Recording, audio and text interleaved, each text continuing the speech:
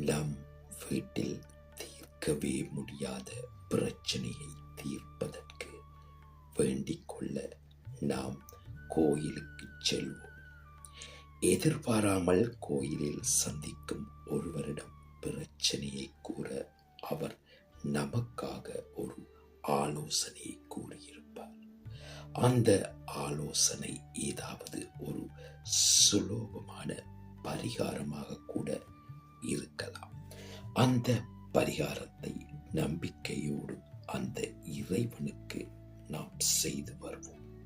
இப்படி தொடர்ந்து அதை செய்து வரும்போது தீர்க்கவே முடியாது என்று நினைத்திருந்த அந்த பிரச்சனையானது ஒரு கட்டத்தில் ஒரு நல்ல முடிவுக்கு வந்துவிடும். இப்படிப்பட்ட சூழ்நிலையானது நிறைய பேரின் வாழ்க்கையில் அனுபரீதியாக நடந்து இருப்பதற்கு அதிக வாய்ப்பு உள்ளது.